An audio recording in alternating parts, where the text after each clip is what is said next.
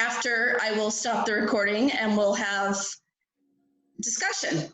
So I'm going to go ahead and hit record now, and we'll go from there. So I will let Father Joe take it from there. Sounds great. All right. Well, hello, everyone, again. So tonight is my turn to give the talk today for our Franciscan spirituality group kind of discussion panel. And the topic that I chose is really just a continuation of what Heather talked about last week. And she picked that great title that jumped out of the headlines that hit you in the face title, Love is the Real Contagion. And so I'm just going off of that and kind of continuing it, speaking about this time of COVID-19 with the virus and kind of the situation that we all find ourselves in socially, personally, psychologically, spiritually, and how that's having a negative impact in all these different areas. So Heather really gave a nice presentation last time of just generally, you know, these days that we're living in, how are they affecting us? And as Christians, and again, as Franciscans, what's our sort of takeaway? What's our response? And there we go, first slide, look at that. So thank you very much. So last time, Heather talked about how COVID-19 has sort of created or caused or has been sort of diffusing sort of an environment of distancing. And again, it's all to the good as far as physical health, as far as hygiene, but it can create these negative impacts for us, especially social distancing, people being isolated in their homes, not being able to go to church, not being able to contact their communities as we could. So all of that having that negative impact upon us. Again, fear, kind of people spreading fear or multiplying the fears that are already out there. And finally, marginalization and the different groups that are marginalized and pushed to the edges and not given their due, not given enough attention, or not given enough help during these times. So Heather also talked about how Jesus in the gospel reaches people in their fear. He reaches people even though they are distant, and he reaches people especially on the marginalized. Jesus especially goes to the margins. And talking yet last time about how Jesus finds those people that are normally rejected, right? Jesus finds the blind, the lame, the weak, the lepers, and Jesus intentionally goes to them, or when they come to him, Jesus never pushes them aside. He always enters into their situation, and there's always a healing and a reconciliation and a positive good that comes out of those interactions with Jesus and these people in the gospel. So obviously from that flows Francis, and the story of Francis and the leper really demonstrates how Francis lived the gospel in such a profound way, especially when Francis had to deal with the leper, somebody that Francis was afraid of, somebody that Francis feared, somebody that Francis's own society rejected. Francis was able to encounter this person and be transformed and really find God's grace and God's mercy in that interaction. So Francis going the distance, finding people at the distance, and overcoming the distance, I would say, is maybe how that story goes. And finally, we were talking kind of back and forth last time, how there are many ways that we can show solidarity with those on the margins. And that's where Jesus goes, and that's where Francis goes, and they point the way. So since they go there, we also should find ways of going there as well. So how can we, first of all, find out what the margins are? And then second of all, how can we sort of live on the margins ourselves as followers of both Jesus and of Francis? Next slide, please. All right, so in the time of COVID-19, who are the marginalized? And I kind of picked out a couple of different categories. I'm sure there's others, and we kind of talked a little bit about this last time, but kind of saying, okay, who are those who are, again, being pushed to the edges, who are suffering the most, who are those who are kind of getting the short end of the stick in our society. Again, maybe through the fault, maybe not through the fault. These are just how these things go, right? It could just be, that these are the groups that sort of fall through the cracks in different ways. So the different groups I chose or I found or come to the surface are the elderly. So obviously the most vulnerable group with the highest mortality rate of these times. They're not always able to get to health services. It may be difficult for them to social distance in healthcare facilities. And of course, their difficulty in caring for themselves oftentimes and their dependence on different caregivers. So the elderly certainly can be very much on the margins. And I myself, I've had different experiences of going to nursing homes and really seeing people suffer very much. In fact, I did one anointing of the sick for someone who actually had COVID-19. I was very, left a very strong impression, just the suffering and the, everyone is kept in these very sterilized conditions and that human contact is not really allowed. So someone already in a difficult situation, it's just compounded by the isolation and sort of the fear and the necessary caution that goes with it. So the elderly definitely are on the margins. Large proportions of women are on the margins. Women make up large parts of the health force, as we all know, and they are the primary caregivers to the ill, are women. They're more likely to be engaged in the informal sector and to be hardest hit economically by COVID-19. So many women are also being kind of pushed to the edges or were already on the edge when COVID-19 sort of erupted into the situation. So that's another group that is affected in many ways. Ethnic minorities, those who do not have access to healthcare and other services, they may not be able to leave their affected area, and many may experience the stigma and discrimination in healthcare settings, including access to medication and other things. And so I was just looking today at different statistics, especially the US, where the proportion of ethnic minorities who are affected based on their percentage of the population. Of course, as we know, it's really disproportionate. They're more likely to be affected and they're least likely to be tested, right? So they're being affected more and they're not being tested enough, right? So that's kind of like a disparity that is very much sort of a deep set in the healthcare system or in just the response or the way the virus is playing out, at least here in the US. And then finally, again, we talked about a little bit about this last time. I think Heather brought this up. We're refugees and migrants, right? Those that their legal status or discrimination against them or the language barriers might be a block to getting the help that they need or the treatment they need. Lack of documentation and financial resources can hinder access to health services. And they may travel irregularly and circumvent health screening. That also makes a difficulty. So anyway, these are all things that we know. Just kind of putting them all up on, what are we talking about when we say the margins? What does it mean to be marginalized because of the situations nowadays, right? If you look at these groups, it's clear that, these are not new marginalized groups from COVID-19. These were always sort of groups that suffer in different ways. And so again, it's just this virus has only been an extra added problem on an already difficult situation in many ways for many of these folks, so. All right, so that's sort of, if we're gonna say who are the marginalized, I would say, okay, here's a brief list of some of them, right? Next slide, please. All right, so the question would be then, why is there a margin, right? Why does a margin exist?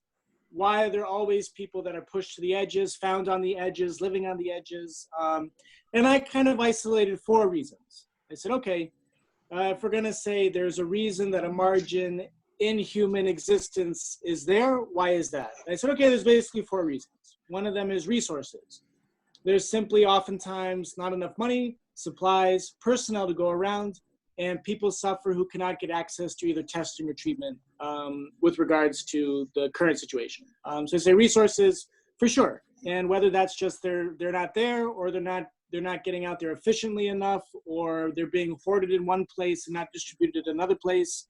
That is certainly one factor of why some people are the haves and some people are the have-nots in different ways. So say, okay, that creates a margin in and of itself. So that creates a margin there. Then there's fear.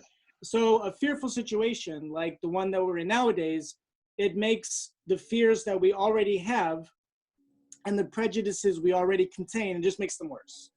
The crisis, as we know, it can bring out the best in us, but a lot of times it brings out the worst in us as well. And that includes our biases, our fears, the sort of preconceived notions about the other that we have.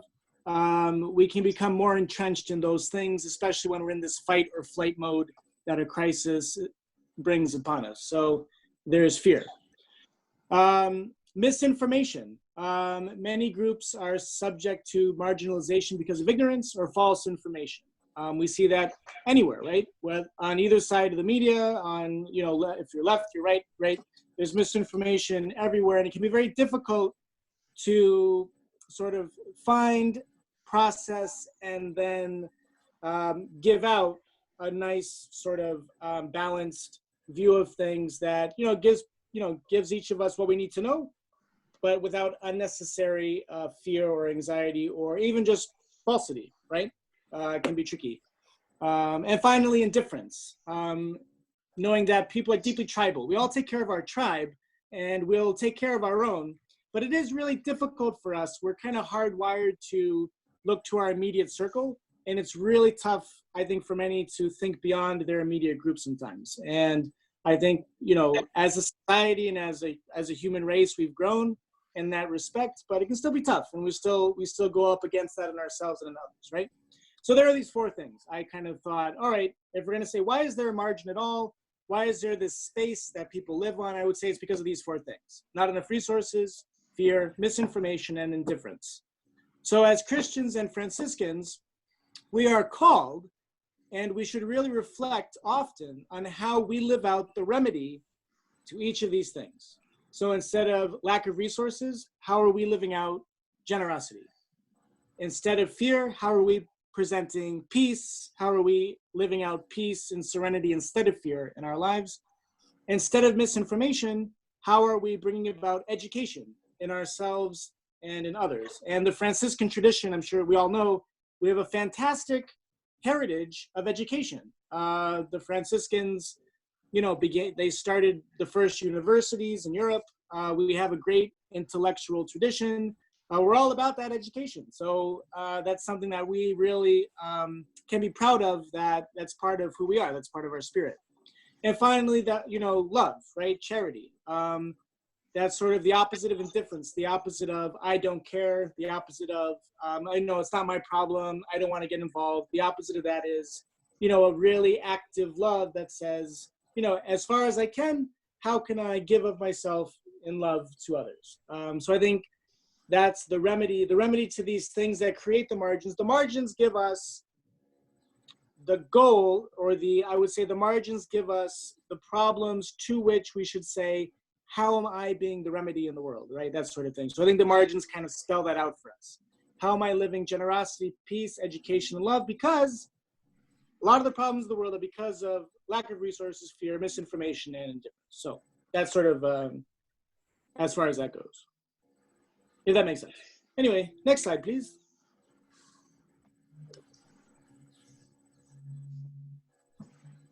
All right, so to speak to that, I just, again, like Heather did last week, and it worked so well. And I always believe, if it's not broke, why fix it? So I'm going to use the same format. So Heather found a gospel story that kind of spoke to the topic. So the story I chose for this particular topic, being the remedy for the margin, is the story of Jesus and the Samaritan at the well, right? And kind of how this story shows exactly how Jesus goes to the edge, is at the edge of society, the edge of people's existence, meets the people that are there, and then is able to be the remedy for them in all these areas, right? So, Heather, if you could, next slide, and I'll just read to you I didn't put the whole thing very long. I just did part of it, but I think we might all know the story, how this goes. So I just kind of chose the beginning part just to make the point. So I can read it, you can follow along, and we'll go from there. So this is the story of Jesus and the Samaritan at the well. Now Jesus learned that the Pharisees had heard that he was gaining and baptizing more disciples than John, although in fact it was not Jesus who baptized, but his disciples. So Jesus left Judea and went back once more to Galilee. Now he had to go through Samaria. So he came to a town in Samaria called Sychar, near the plot of ground Jacob had given to his son Joseph. Jacob's well was there, and Jesus, tired as he was from the journey, sat down at the well. It was about noon. When a Samaritan woman came to draw water, Jesus said to her, "Will you give me a drink?" His disciples had gone into the town to buy food. The woman answered, "You are a Jew, and I am a Samaritan. How can you ask me for a drink?" Jews will not use the same cups and bowls that Samaritans use. Jesus answered, "If only you knew what God gives and who is asking you for a drink, you would ask him, and he would give you life-giving water." "Sir," the woman said, "you don't have a bucket and the well is deep. Where do you get this life-giving water? Our ancestor Jacob gave us this well. He and his sons and his flocks all drank from it. You don't claim to be greater than Jacob, do you?" Jesus answered, "All those who drink this water will be thirsty again, but whoever drinks the water that I will give him will never be thirsty again. The water that I give him will become in him a spring, which will provide him with life-giving water and give him eternal life." "Sir," the woman said, "give me that water. Then I will never be thirsty again, nor will I have to come here to draw water." And it goes on, but that's the beginning of the story. So I just kind of give it to kind of refresh our memories of what that story is, right? Jesus and the Samaritan at the well. Next slide, please.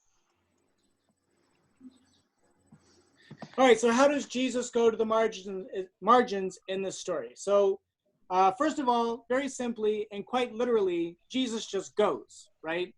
He doesn't sit around and think and, sort of talk to his disciples about the socioeconomics or whatever. He just goes, right? He's there.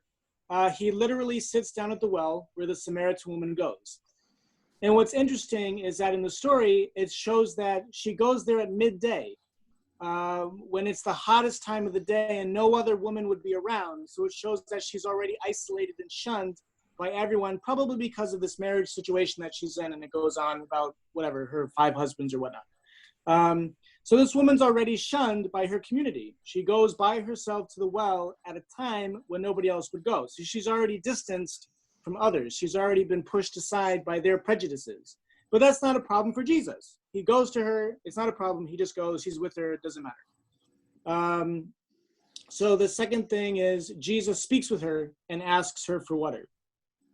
An Israelite at that time would never talk to a Samaritan and would be afraid to drink their water. They would think that it's polluted or unclean. There was a real fear of sharing anything with this group that's their enemy. But Jesus conquers this fear by, first of all, engaging in conversation, engaging in dialogue, and overcoming that kind of natural bias. So through conversation, through engaging her, Jesus is overcoming this bias that sort of built up these walls. So there's Jesus overcoming the fear part of that. Jesus listens to her story. So Jesus asks her questions, kind of gets her story, and then he teaches her when he feels that she might need it. So Jesus educates in order to bring about understanding and to break the cycle of fear and marginalization that ignorance brings. So Jesus Jesus listens to her. So he is being educated by her. He's being educated by her story, and then he's able to bring out whatever education he has for her. That builds the bridge between them, right? On both sides, and it's a both and, right? It's both ways. So this education on behalf of both of them builds this bridge over ignorance and allows this gap to be closed. So that's the ignorance education part. And then finally, Jesus offers himself as living water. That is to say, he generously pours himself out and holds nothing back. So when the woman experiences this generous love, it really breaks the ice. Then she really wants to know more. She wants to experience more. She sees how much he cares, and that's what, more than anything he says, probably, this is what opens her up to kind of return to community, return to a more loving society, let's say. So by the end of the story, again, if we know the story, we know that the woman goes back to her town. Everyone rushes out. They want to see Jesus. And so the woman at the end of the story is reunited with her community in a more powerful and wholesome way. So Jesus lives at the margins, and it's his generosity, love, education, and peace which bring about true community. So Jesus sort of embodying and living out the remedy for marginalization, the remedy that margins call forth from us. Next, please. So how does this fit in with Francis? And again, very briefly, and as Heather mentioned, you know, the sort of archetypical story or the primary story with Francis is his encounter with lepers. So Francis has this piece of writing that he wrote called his Testament, and this is Francis's own words. And Heather, I don't remember if you used this last time. So if you did, I apologize. I'm stealing it again. So if you did, I'm sorry. But so this is Francis's own words when he talks about going among the lepers. We would say going to the margins, right? This is how Francis describes it. So Francis says, "The Lord granted me, Brother Francis, to begin to do penance in this way. When I was in sin, it seemed very bitter for me to see lepers. And the Lord himself led me among them, and I lived mercy with them.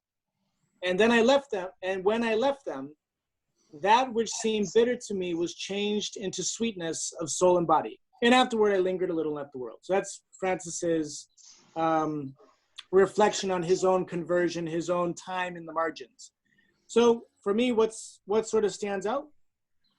The fact that Francis says, "I began to do penance in this way.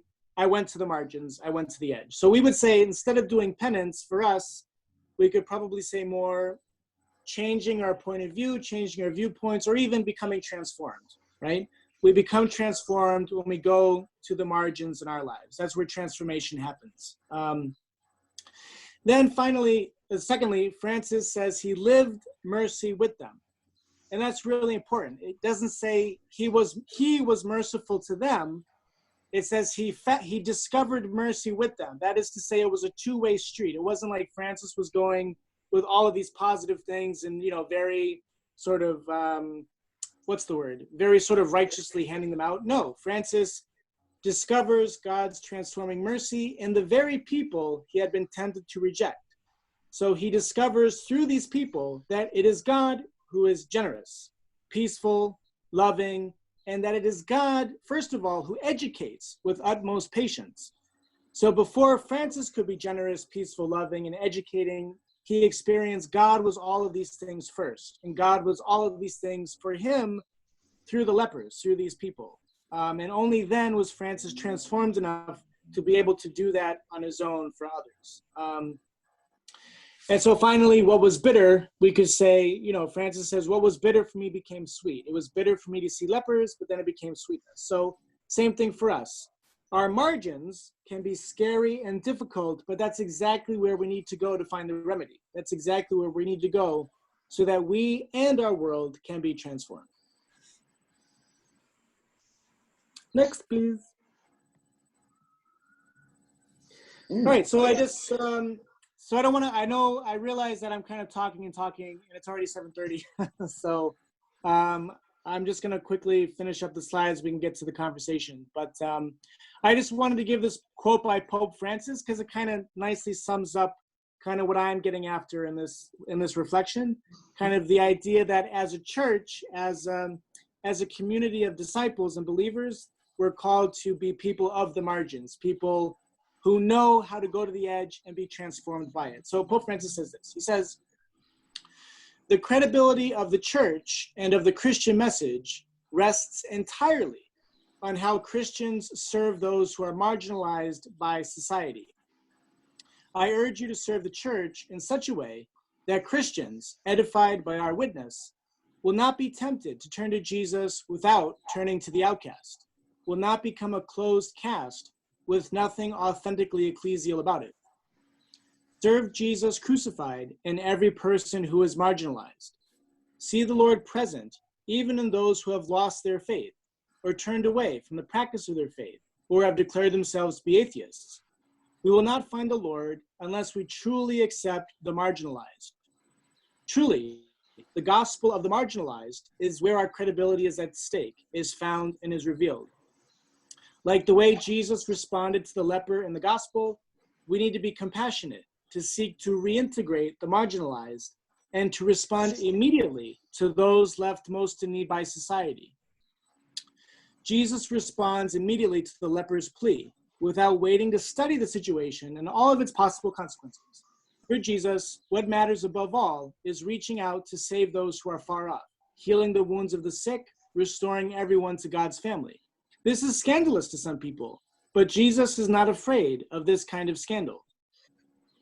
Jesus does not think of the closed-minded who are scandalized even by a work of healing, scandalized before any kind of openness, by any action outside of their mental and spiritual boxes, by any caress or sign of tenderness, which does not fit into their usual thinking and their ritual purity.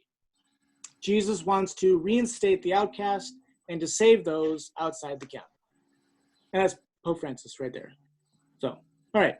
So very quick. So I guess the reflections that I'm just kind of throwing out there today is, again, that's a challenge for us. That's the question for us. That's kind of the gospel encouragement for us today. So how can we go to the margins, or if we're already there, how do we stay there, right? How do we live there? How are we changed by it? So we look at our own concrete situations. Who do we know who is suffering, alone, pushed aside? Who do we know in our own lives? Examining our resources, our time, talent, treasure. Are we being generous? Are we living generously? Are we educating ourselves so that we can educate others when called upon? And again, that education goes both ways. Are we willing to be educated and also to educate when the time comes? Being people of prayerful peace, practicing peace throughout the day in our breathing, in our thoughts, in our words, just being people that cultivate peace in everything that we do. And finally, being willing to be changed by the margins of our own lives. That means either the difficult people or even myself, the margins inside of me, the things that I fear and reject about myself. Can I even go there and make my peace with that, right? And I think that's a big part of margin. When you talk about margins, it's a big part of it. The rejected parts of me, can I be at peace with those things too? And lastly, the questions to ponder. And this is it. That's all for me. And I apologize for going on so long. But so I guess for each of us, I just throw these out there, and then we can just bandy words about afterwards. But the questions to ponder would be, what does it mean to be pushed to the margins, especially in today's situations? What practical means do we have to be generous with our own resources?